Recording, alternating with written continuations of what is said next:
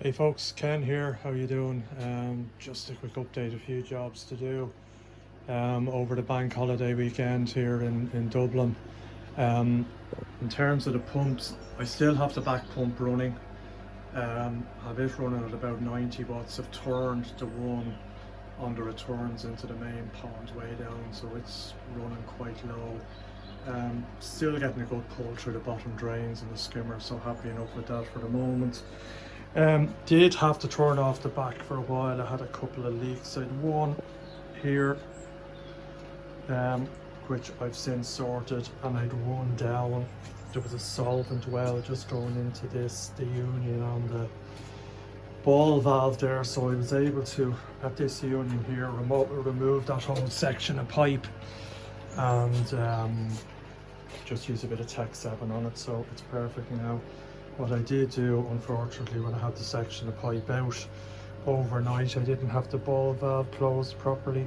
Thought I had it closed enough, but it was a tiny bit more twist on it, and water dribbled out. And I came in the next morning and had about half an inch of water all around the filter. Not a big deal, it's a concrete floor, so I just got the vac in and took most of it up, and as you can see, it's all dried up now, so no big deal.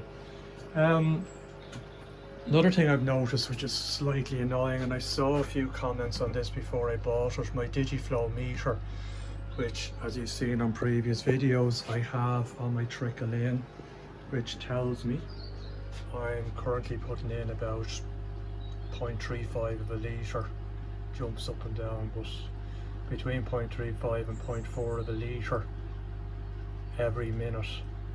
Which equates to, you multiply that over a week, it's about 3,500 to 4,000 litres trickling in a week. One of the slightly annoying things is with these, they take two AA batteries. The batteries don't last pissing time, 2 to 3 weeks, and it's beeping away for new batteries.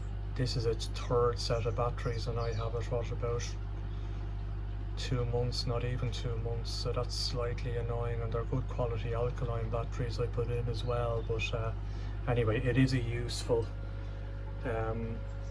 tool, so, but that's a minor inconvenience. Other than that, place is looking a little bit messy. I need to tidy it up. In terms of jobs to do over the next while, and I'll do the video in stages, I won't bore you with the details. You'll be glad to hear I'm doing away with my painted net securing technique. This was put in temporarily when the pond was built, and needless to say, it's been there for a lot longer than I planned.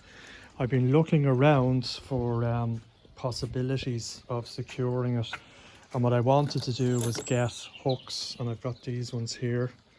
I had to buy them in a box of 25, which is probably more than I need, and just drill in below. I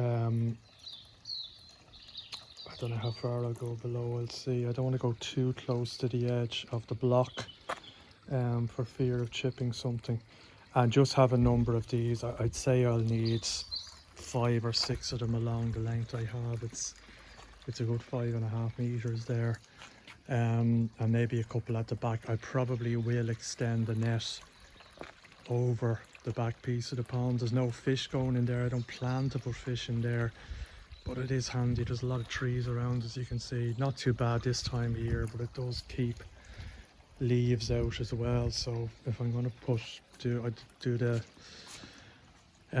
main part, I think I'll extend it. So what I'm going to do, I have my trusty drill here.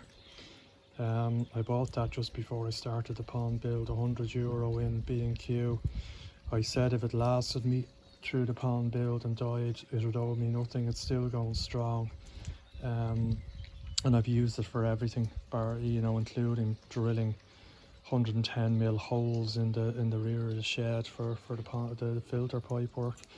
I did look around at various options for hooks.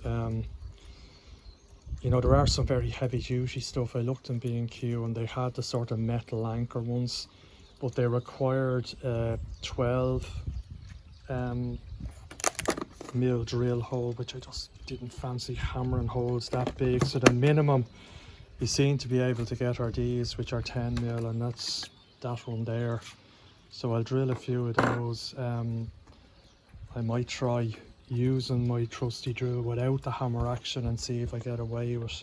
Don't fancy hammering the pond walls if I don't need to. And I also got another net, 4 by 6 meters, bigger probably than I need, but I do want to get it up over the back and up over the waterfall.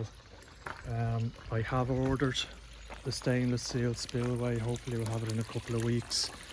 I'll have to drain the back when I'm putting that belt in again. I'm just going to Tech 7 it in. No plans obviously with fiberglass to screw it to anything.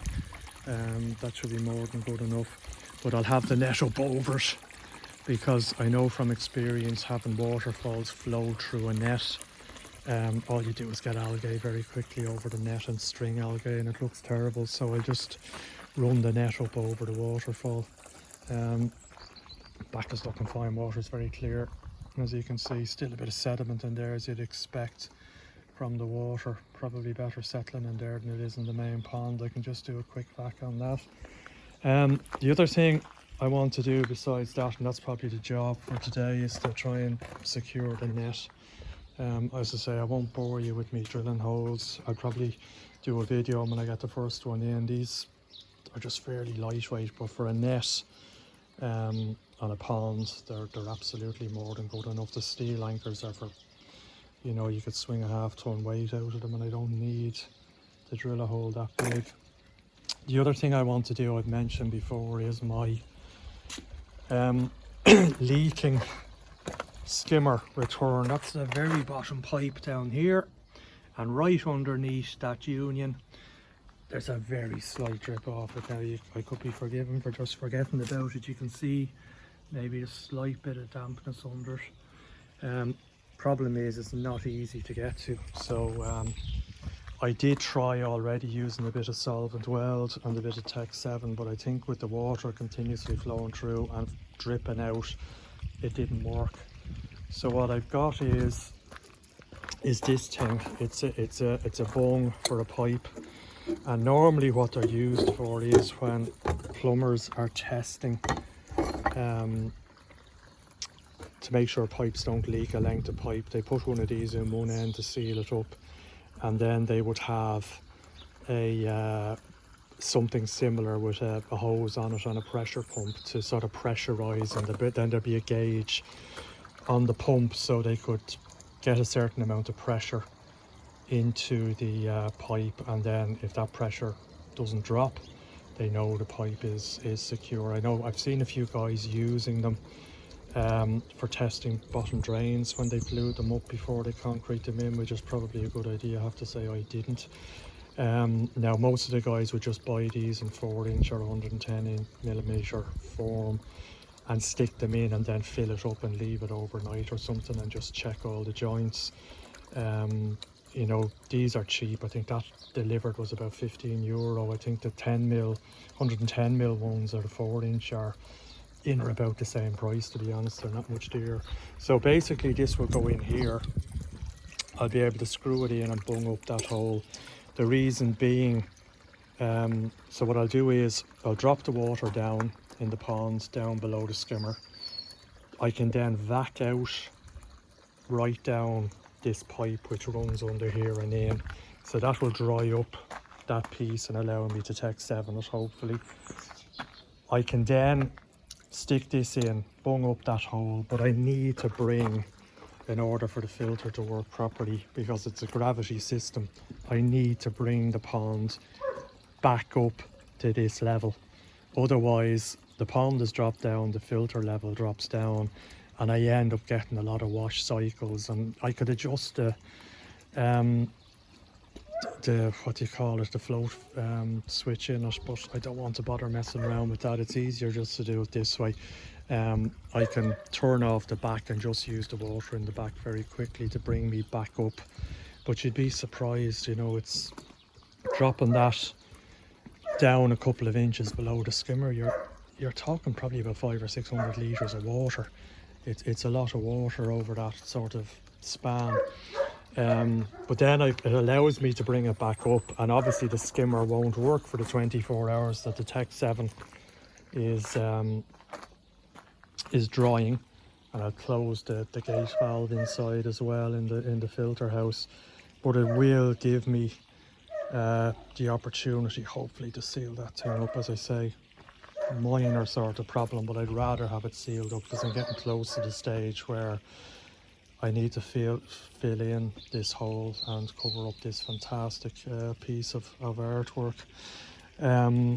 I'll also want to fill in, you can see the slight gaps around the holes. I've the expanding foam stuff, I'll just spray in there to cover them up, but a lot of that pipe work, I think everything bar my drain from the filter waste will be below ground. So that's tomorrow's job. So I'll probably do a little bit of a video at the end of this on that one again.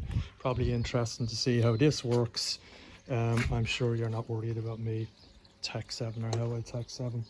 I bought this thing of Tech 7. I don't know about you guys. Well, I know people use various other things. Tech 7, it is expensive. This was a €12 for this tube.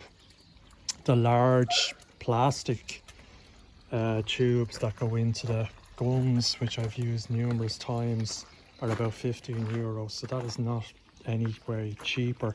However, the advantage here is it gives me the opportunity to potentially get this in, whereas the gun, I haven't a hope of getting it in there. Also, I find with the larger ones, although they're only €3 dearer, €3 or €4, you rarely use the whole lot unless you're doing a big job. So you use a small bit of it.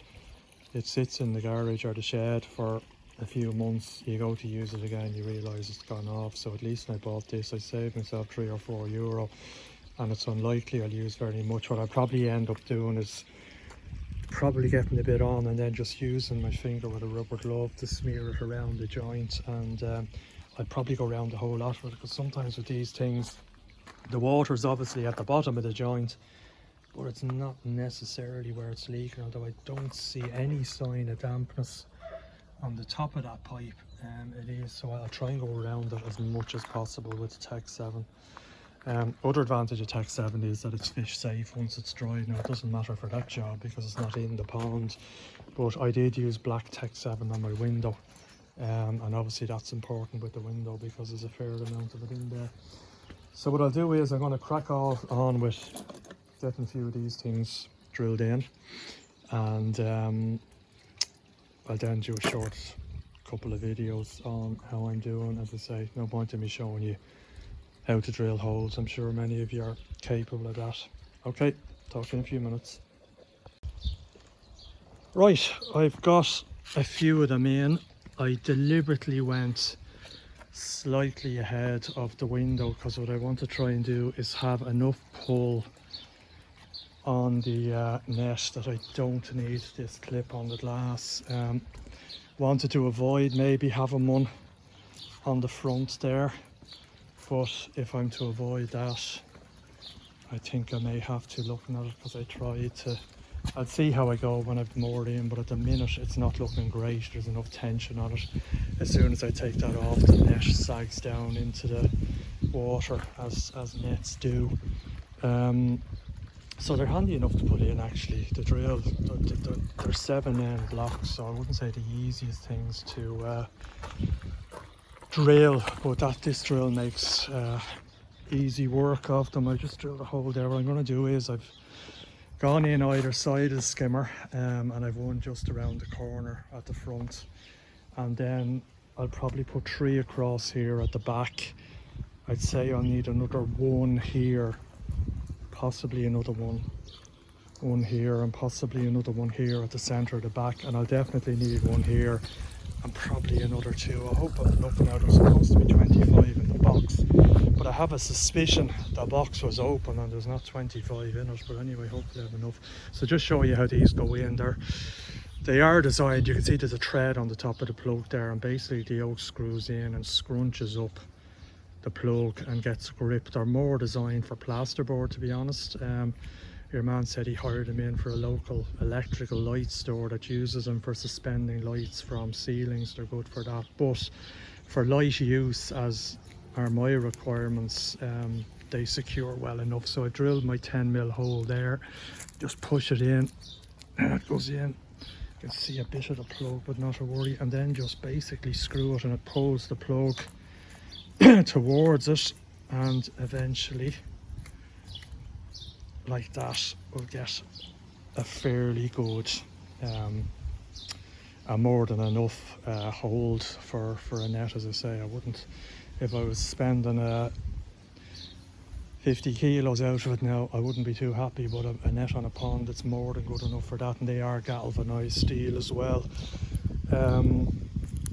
which should last a good few years. Galvanized, not great for use in ponds because of the zinc. It's toxic to fish, but fine outside the pond, and any water that goes in, that's not going to go into the pond. So as I said, I'll put another one here, and I'll put another one at the end here, and that should be enough to secure the back. If not, I can always stick another two in the middle. I may have to get another bloody box of them, although I might go back to the guy I got them off and say there wasn't 25 in it. So I will do that, and then come back to you when the job is done. As you can see, I've taken some of my bits of rock and stone. What I want to do as well, once I'm done, is just put the net to one side for a minute and give the cappings a good wash down, because they've never had one since they've been in. You see they're quite dusty, and there's a bit of bird poop on it, which I suspect is heron poop, because we do have a regular visitor to the pond, hence the need for the net. So I'll be back at you shortly. Alright folks, quick update on the netting. Not too bad, better than it was. Two problems. I did try the black net that I got from B&Q. It was a hose lock one.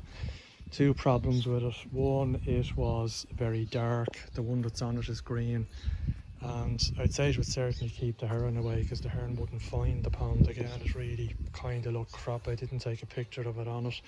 Other problem what it was, there's a big flaw down the middle of it. So I'm going to have to bring it back and probably get a refund on it. I put the old net back on then.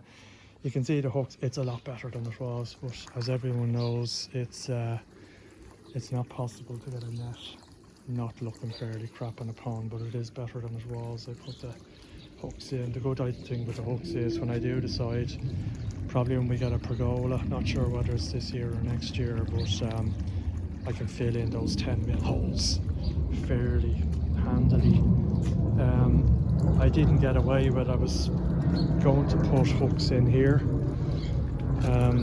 but I think even if I did with the net, I still wouldn't have got away without something here, because the problem is that you just don't get enough tension on the end of the net, especially when it's like that. It's open and it just drapes into the water, so that's the only way to kind of keep it out. And I don't want to avoid drilling into the front of the pond, whatever about along the sides. I did put a few hooks around the back as well, just in case I want to extend the net down that far. Again, if I don't use them, I can take them out. But didn't get away at the other end either. Just needed to have some weight on it, or else it just sags down in the middle into the water. So that's it. I'm going to leave the job on the skimmer pipe until tomorrow, so I'll post a separate video up about that. But all in all, better than it was, but it's still a net on a pond, so no miracles. The hooks, easy enough to put on and will do the job. And as I say, if I ever decide I don't want them anymore, I can take them out and fill the holes fairly easily. So I'll leave it at that. Talk to you again. Cheers.